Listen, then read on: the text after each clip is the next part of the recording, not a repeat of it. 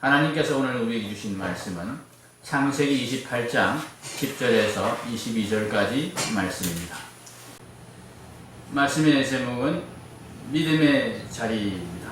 믿음의 자리. 야곱이 하나님께서 베푸신 믿음의 자리에서 믿음의 경험을 하고 있는 말씀을 우리가 읽었습니다. 야곱 하면은 참 비겁한 사람, 약삭빠른 사람, 우리가 그렇게 알고 있지만 다른 한편으로는 아주 용의 주도한 인물, 그리고 아주 작성한 것은 반드시 이루어야만은 그런 신념의 인물, 그렇게도 우리가 이해할 수 있습니다. 야곱은 정말 무슨 일이 있어도 성공한 인생이 되기 위해서 그렇게 발버둥 쳤던 그런 인간입니다. 형보다 오히려 부족하고 못났기 때문에 더 노력했고 더 애썼고 그렇게 참 자신의 부족함을 메꾸어서 자신의 인생을 세우고 성공하기 위해서 참 애를 썼던 그런 사람이 야곱입니다. 근데 그렇게 참 안간힘을 쓰며 도전했던 야곱이 지금 실패자로 전락하여서 형에게 쫓겨서, 형의 위협에 쫓겨서 장자의 축복을 받기는커녕 생명의 위협을 느끼면서 도망자가 되는 그런 장면, 도망자의 신체로 전락해서 도망을 하고 있는 장면이 우리가 읽은 본문의 장면입니다. 야곱이 어디에서부터 어디까지로 도망을 갔느냐 하면요, 동그라미 치신 부분 보이시죠? 여기가 지금 예루살렘이라고 조그맣게 되어 있습니다. 예루살렘. 요 옆에 조그만 점이 있는데 여기가 예루살렘입니다. 요 옆에가 뭐겠습니까? 이게 파랗게 되어 있는 이 부분이 뭐겠습니까? 예루살렘 옆에 있는 호수, 바다. 예, 뭐요? 뭐라고 그러셨습니까? 자신의 큰 소리. 아니, 말씀하세요. 우리 다 그냥 다 부족한 사람들입니다. 뭐 여기가 어디라고요? 말씀해 보세요, 부디사님. 방금 여기 예루살렘 옆에 있는 조그만 호수, 바다. 이름 뭡니까? 사해. 예. 좀 크게 말씀해 주세요. 크게. 예. 예. 이 사해가 조그맣게 이렇게 보입니다. 이 사해 옆에 예루살렘이 붙어 있습니다. 예, 사해. 사해가 무슨 바다인지 아시죠? 지금도 있지 않습니까? 사해. 아주 짠 바다. 짠 바다. 사실은 바다가 아닙니다. 그죠? 바다 어디 짠 바다. 호수죠, 호수. 육지 안에 있는 이제 호수인데, 또 뭐 이런 큰 것들은 바다라 그렇게 하기도 합니다. 그죠?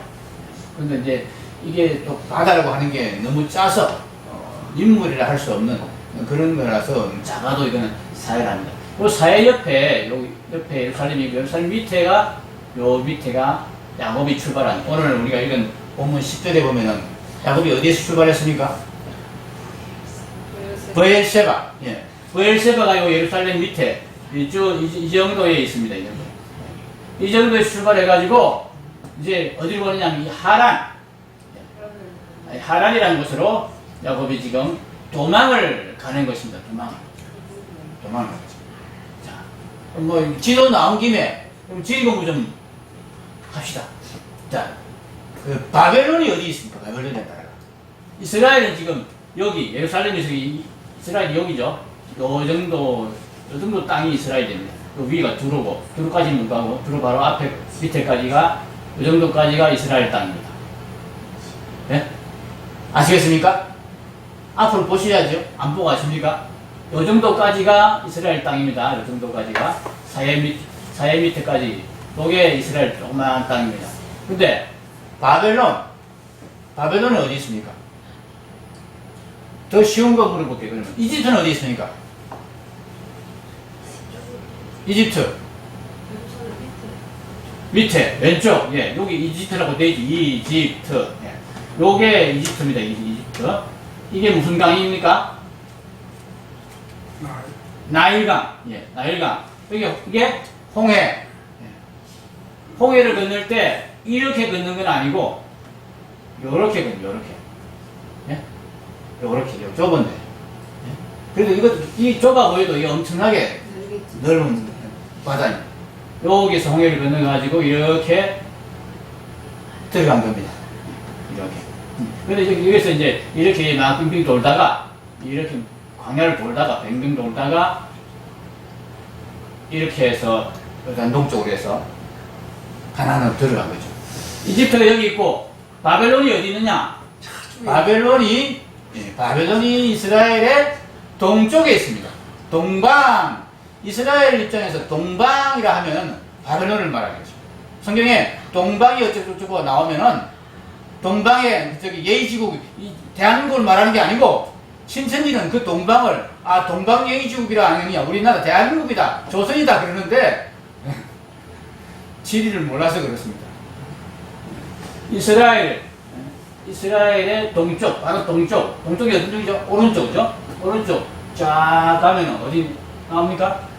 여기가 바벨론이 여기 붙어 있어요. 바벨론보다 조금 위쪽에 아수르가 이렇게 붙어 있습니다. 하란은 여기에 붙어 있는 나라. 이쪽이 지금 현대의 국가로 치면 이쪽에 붙어 있는 나라가 유명한 나라가 하나 있습니다. 이라크. 여기가 이쪽에 붙어 있는 나라가 이란. 그렇습니다. 이라크가 왜 그렇게 호전적이냐 하면은 나름대로 자기들은 바벨론의 후손이다. 우리 조상이 바벨론 제국을 이루었다는 그런 자부심이 있기 때문에 그 당시 세계에서 최고가는 그런 제국을 건설한 경험이 있거든요. 바벨론이 한때는 이라크가 세계 최강대국이 어떤 그런 날이 있었습니다. 우리나라는 그런 적은 한 번도 없었죠. 이 사람들은 그런 어떤 역사를 가지고 있기 때문에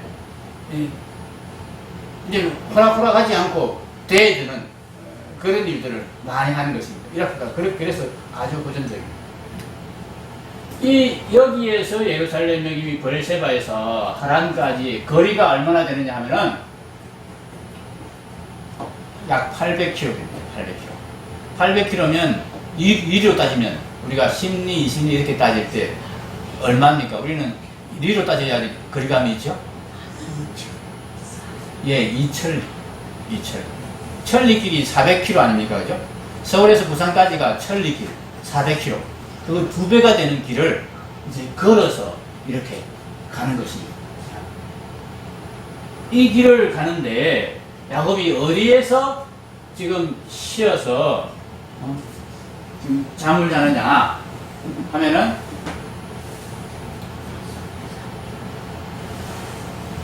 이렇게 지금 올라갑니다. 올라가는 도중에 베델이라는 곳에 이르러가지고 야곱이 지금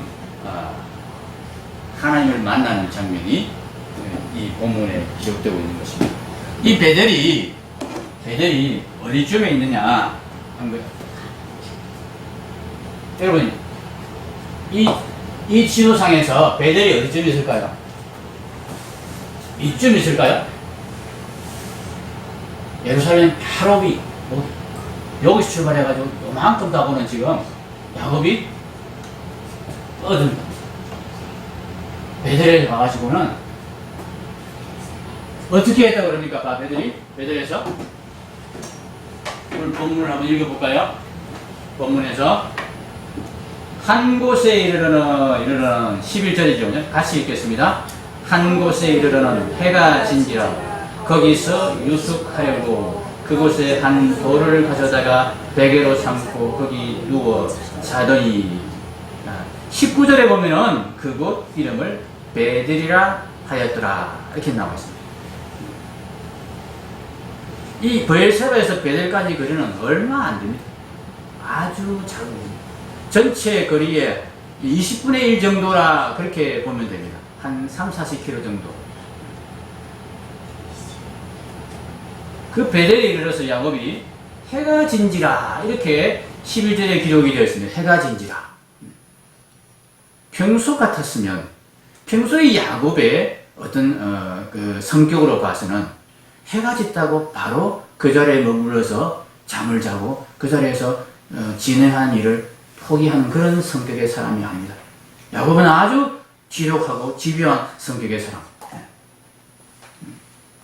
뭔가 하던 일을 중간에서 그만두고 내일 하자 이런 성격의 사람이 아니고 그 일을 끝내야만이 잠을 자는 이런 성격의 소유자인데 야곱이 지금 해가 지자마자 어떻게 하고 있습니까? 돌을 베개를 보고 네, 잠을 잡니다. 앞으로 예전에 능을 어떻게 가져갈 건지, 거기까지 하나님께서 도착하면 뭘 할 건지, 이런 계획을 세우는 것도 아니고, 그냥 널브러져 잠을 자고 있는 야곱의 모습을 우리가 볼 수 있습니다. 그만큼 야곱이 지금 의기소침해져 있다는 이야기입니다.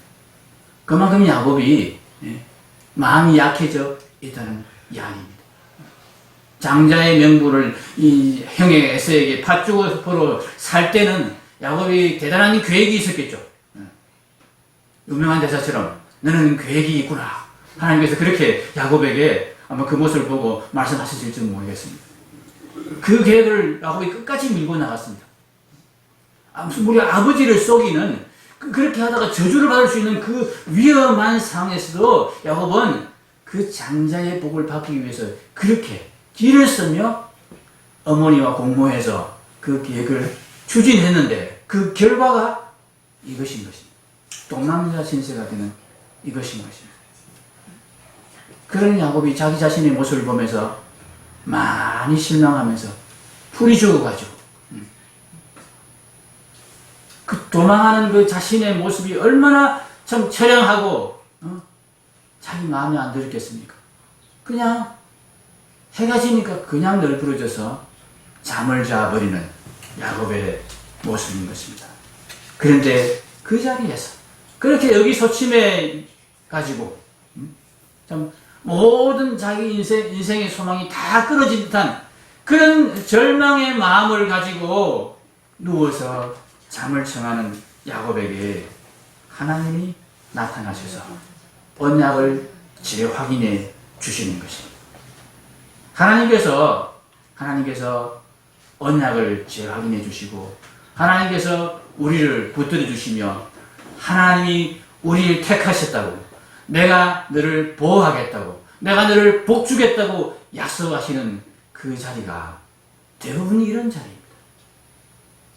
믿음의 조상들을 하나님이 믿음의 사람으로 키워가실 때에 하나님은 그들이 사기가 올랐을 때 그들이 성공했을 때 그들이 큰 일을 이루었을 때 그때 나타나셔서 과연 네가 내 자녀답다.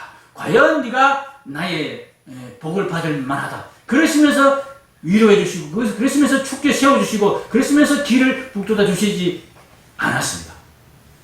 오히려 하나님께서는 실패와 좌절과 두려움의 자리에서 자기가 정말 아무것도 아님을 인식하고 겸손해지는 그런 자리에서 하나님은 나타나셔서 언약을 재확인해 주셨습니다.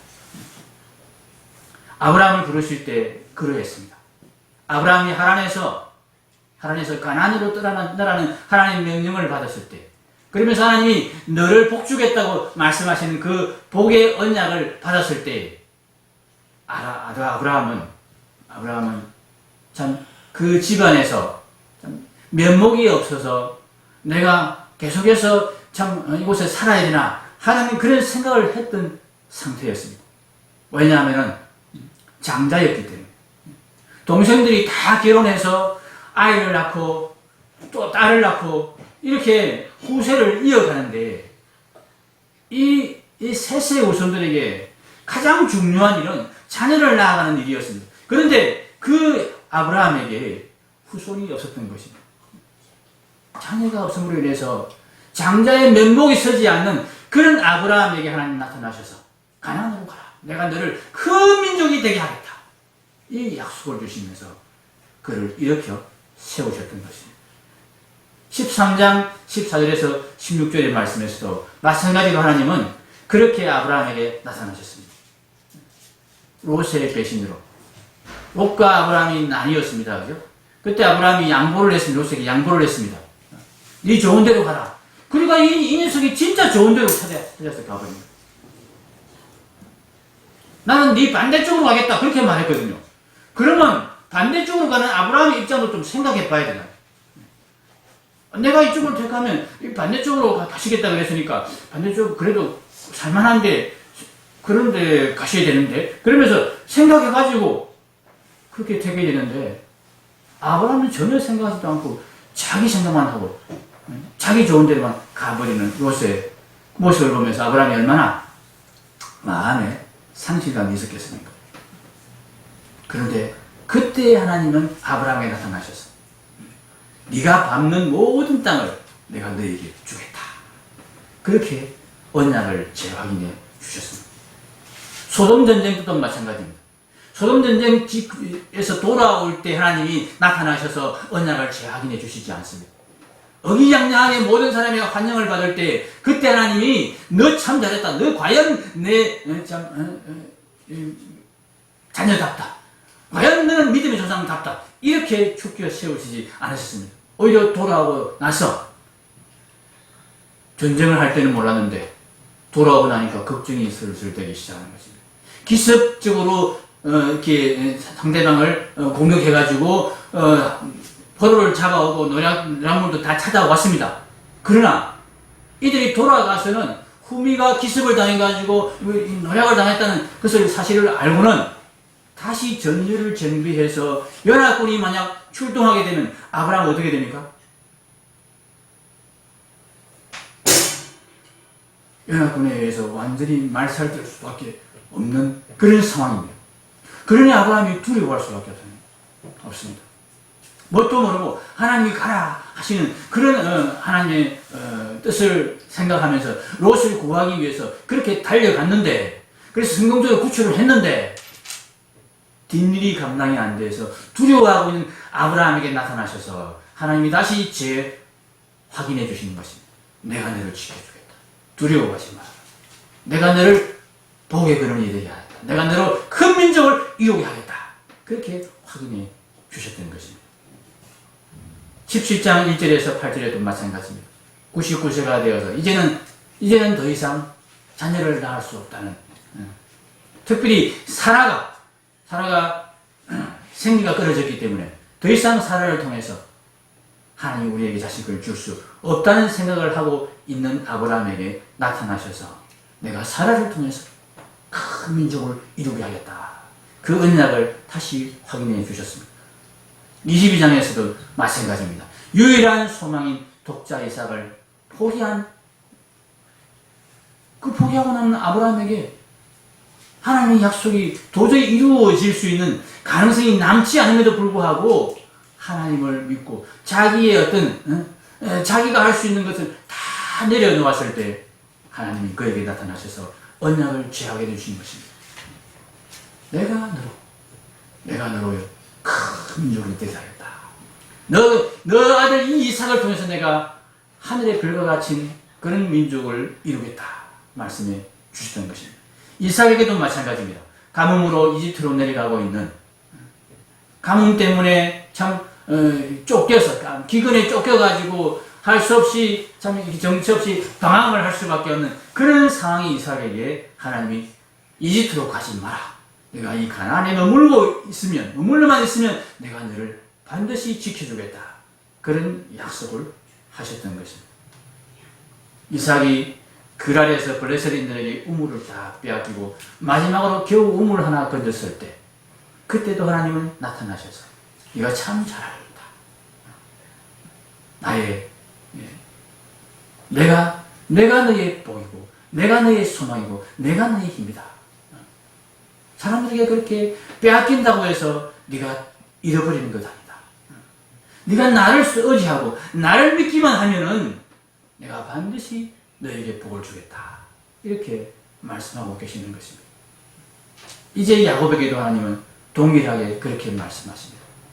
자기의 꾀로, 자기의 힘으로, 자기의 능력으로 자기의 인생을 개척해 보려 하던 그 야곱, 그렇게 그런 모든 계획들이 성공해서 의기양양해져 있는 그 야곱에게는 하나님이 나타나셔서 약속하지 않으셨습니다.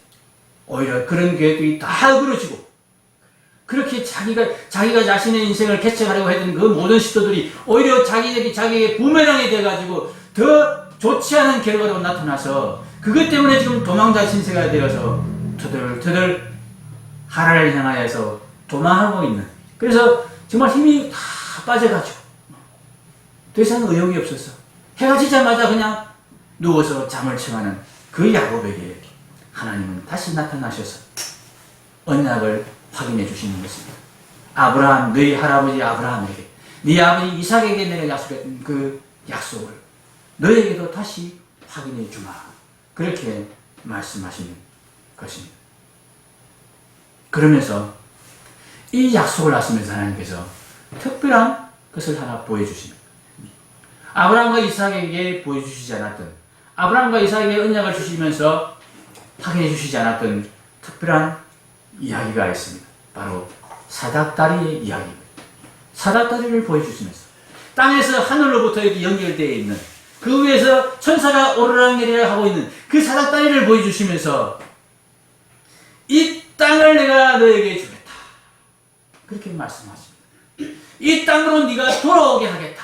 내가 반드시 이 땅으로 너를 돌아오게 하겠다, 이렇게 말씀하십니다. 여러분, 하나님이 그 전에 오늘 말씀의 약속을 한번 확인해 보겠습니다. 같이 한번 읽어보겠습니다.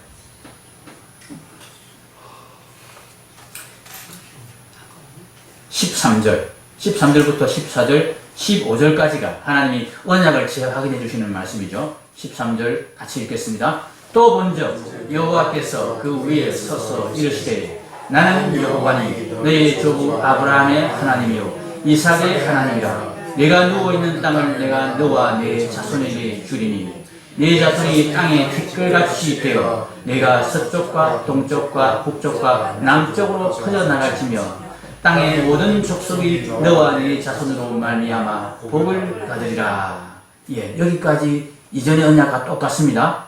15절 3반부도 같습니다. 계속해서 읽겠습니다. 내가 너와 함께 있어 네가 어디로 가든지 너를 지키며 너를 이끌어 이 땅으로 돌아오게 할지라. 내가 네게 허락한 것을 다 이루기까지 너를 떠나지 아니하리라 하신지라. 사닥다리를 보여주시고 그 땅에서 하늘로부터 이어진 사닥다리를 보여주시면서 복을 주겠다고 약속하시면서 조금 뒤에 조금 다른 이야기를 덧붙이십니다.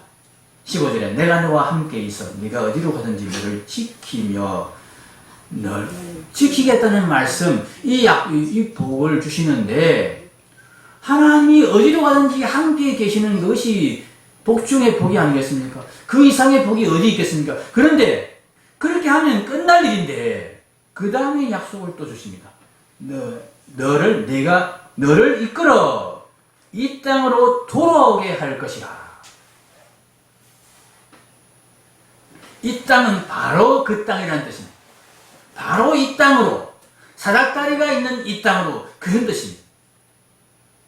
사닥다리를 보여주시면서 내가 어디로 가든지 너와 함께 하겠다는 복을 주시고, 그런 약속을 해주시면서 너로 큰 민족을 이루게 하고 땅의 모든 족속이 너와 네 자손으로 말미암아 복을 받게 해주겠다고 하셨는데, 그것이면 족한 것이 아닙니까? 하나님이 언제나 함께 하시면 족한 것이 아닙니까? 그런데 굳이 이 땅으로 돌아오게 하겠다는 약속을 하나님이 왜 하시고,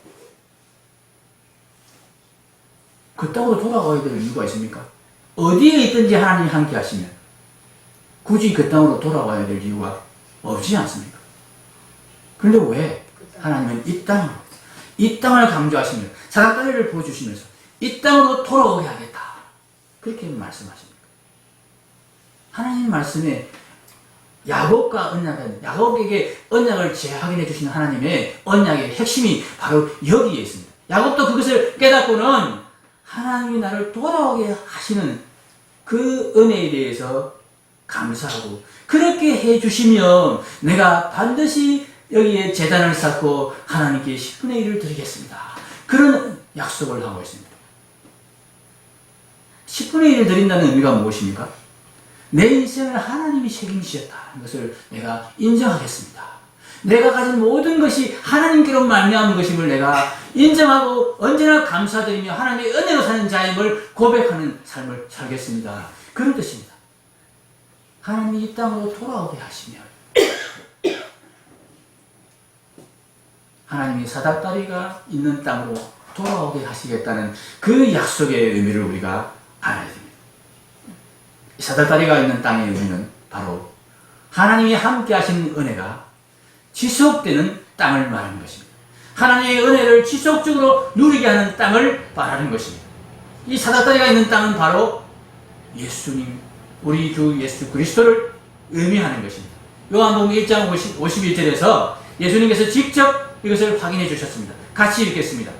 또 이르시되 진실로 진실로 너희에게 이르노니 하늘이 열리고 하나님의 사자들이 인자 위에 오르락 내리락 하는 것을 보리라 하시니라. 이게 무슨 이야기입니까? 하늘이 열리고, 하늘이 열렸습니다. 야곱이 그것을 본 것입니다. 하나님의 사자들, 천사들이 인자 위에 오르락 내리락 했다. 인자가 뭘 말한 겁니까? 사닥다리를 말하는 것입니다.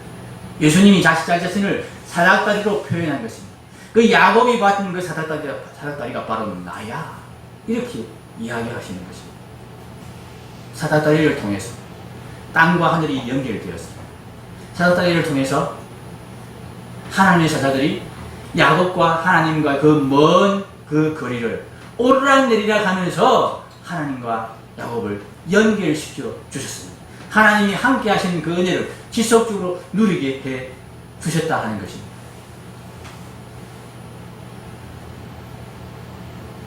하나님 우리에게 은혜를 베푸시고자 합니다. 하나님이 함께 하시는 은혜를 우리에게 누리게 하시고자 합니다. 그런데 하나님이 함께 하시는 이 은혜를 우리가 지속적으로 누리게 되는데 누가 필요합니까? 죄인이 하나님 앞에 나아가기 위해서는, 죄인이 하나님 앞에 머물러 있기 위해서는, 죄인이 하나님의 은혜를 지속적으로 받기 위해서는 중보자가 필요하다는 것을 야곱을 통해서 미리 말씀해 주신 것입니다. 하나님, 디모데전서 2장 5절 말씀 같이 읽겠습니다. 하나님은 한 분이시요 또 하나님과 사람 사이에 중보자도 한 분이시니 곧 사람이신 그리스도 예수라. 중보자는 한 분밖에 없습니다.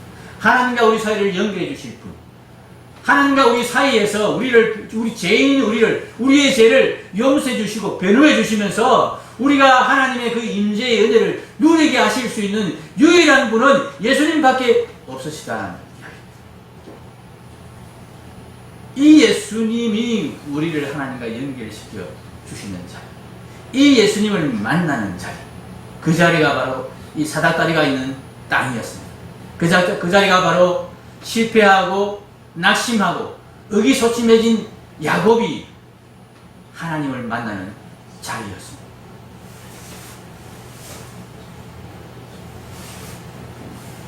예수님만이 우리를 하나님을 만나게 하고 하나님의 임재를, 하나님의 은혜를 계속 누리게 하실 수 있는 유일한 분이십니다. 그런데 사람들이 이 예수님께로 나아오지 않습니다.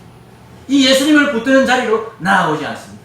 왜냐하면 그 예수님을 붙드는 자리가 바로 십자가의 자리라고 예수님께서 말씀하셨기 때문입니다.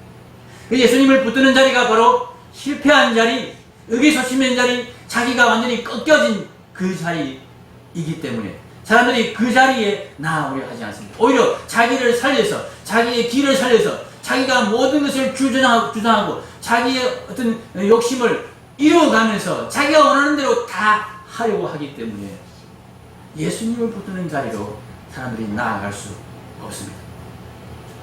하나님은 야곱을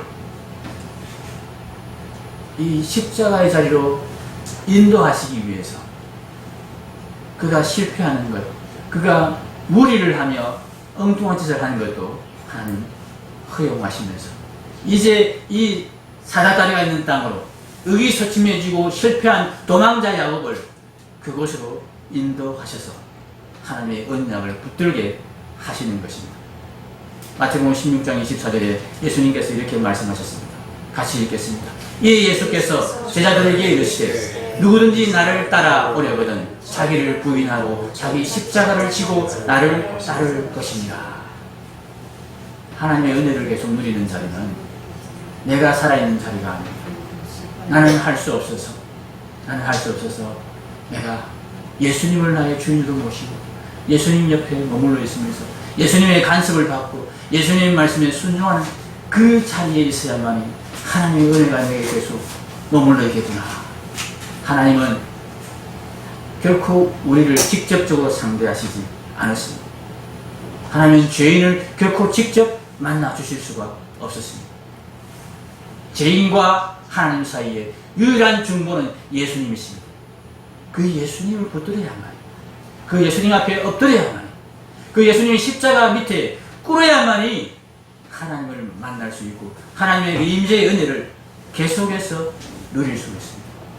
그래서 하나님께서는 이 실패의 자리, 꺾여진 자리, 이 자기가 부인되는 그 자리에서 하나님의 언약을 이렇게 계속해서 반복해서 선언하고 죄 확인해 주시는 것입니다. 이런 실패의 자리가 결코 영원한 멸망의 자리가 아닙니다. 실패의 자리가 결코 우리에게 영원한 실패의 자리가 아닙니다.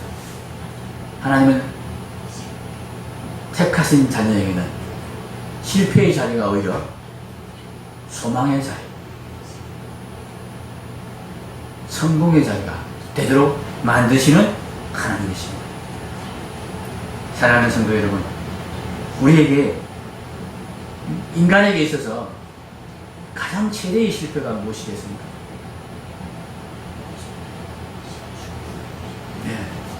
돌이킬 수 있는 실패가 인간에게 있습니다. 아무도 피할 수 없는 실패가 인간에게 있습니다. 그 누구도 벗어날 수 없는 실패가 인간에게 분명하게 예정되어 있습니다. 확정되어 있습니다. 그것이 바로 죽음입니다. 히브리서 9장 27절 같이 읽겠습니다. 한 번 죽는 것은 사람에게 정해진 것이요 그 후에는 심판이 있으리니. 사람들은 이 자리를 싫어합니다. 그 자리를 생각하지 않으려, 그 자리를 그냥 회피하려 합니다. 무시하려 합니다. 그런데 우리는 그걸 하지 말아야 됩니다. 이 죽음은 바로 십자가의 자리이기 때문입니다. 하나님은 인간에게 죽음을 허락하셨습니다. 죽음이란 복을 내려주셨습니다. 택하지 않은 자들에게, 하나님에 대한 소망이 없는 자들에게 이 죽음의 자리는 멸망의 자리고 실패의 자리지만, 하나님에 대한 소망을 가진 자들, 하나님에 대한 믿음을 갖기로 작정한 자들에게는 이 실패의 자리가, 이 죽음의 자리가 정말 생명의 자리가 된다는 것을 우리가 기억해야 돼요. 매일 죽음에 직면했던 사람이 있었습니다. 매일 심판을 맛보며 살았던 사람이 있었습니다. 에녹입니다. 오후 예배 시간이 많이 갔기 때문에 이 에녹에 대한 이야기는 오후 예배 시간에 다시 말씀을 드리겠습니다. 이 에녹은 300년 동안 하나님과 동행하며 살았던 사람입니다. 그런데 그가 하나님과 300년 동안 동행하면서 자기의 생각을 내세우지 아니하고 오직 하나님 뜻에 순복하며 살았다는 이야기 아닙니까? 그렇게 살 수 있었던 근거는 그가 매일같이 죽음에 직면하면서 매일같이 심판을 맛보며 살았던 사람이기 때문에 그러했습니다. 우리는 우선에 즐겁고 우선에 기쁘고 우선에 마음 편안한 것을 더 좋아해서 이 죽음이 우리 앞에, 이 분명한 실패가 우리 앞에 놓여있다는 것을 자꾸 외면하려 하고 그것을 생각하지 않으려 합니다. 하나님 그렇게 하지 말아가지고 오히려 그런 자리를 하나님 오히려 우리의 손을 이끌고 오히려 그 자리로 자꾸 끌고 들어가십니다. 왜 그렇게 하시느냐? 우리를 멸망시키기 위해서가 아닙니다. 우리를 실패자로 만들기 위해서가 아닙니다. 진정한 승리자, 진짜 성공하는 사람으로 만들기 위해서입니다. 그 죽음에 우리의 결론이, 우리의 결과가 누구에게나 닥치는 이 확정된 결론이 죽음이라는 것을 분명히 알고 그것에서 벗어날 수 있는 길이 있은 거예요.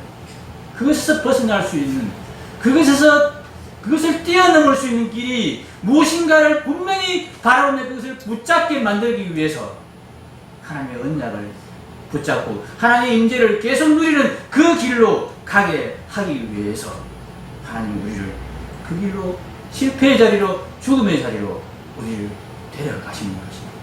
그것이 있음을 분명하게 우리에게 말씀하시는 것입니다. 그것을 경험하게 하시는 것입니다. 그 자리에서 하나님의 언약을 확인하라고 하시는 것입니다.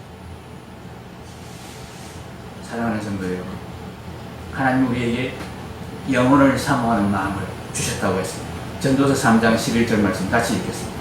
하나님이 모든 것을 주시되 때를 따라 아름답게 하셨고 또 사람들에게는 영혼을 사모하는 마음을 주셨느니라.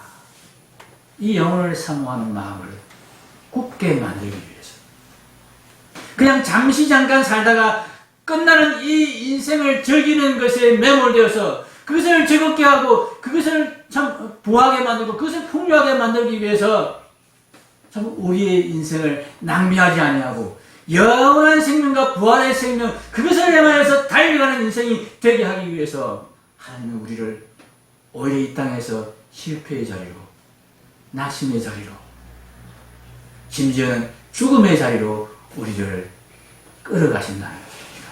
기억해야 돼요. 믿음의 조상들은 다 그런 경험들을 거치며 믿음의 용사들이 되었습니다. 실패 안 했어요.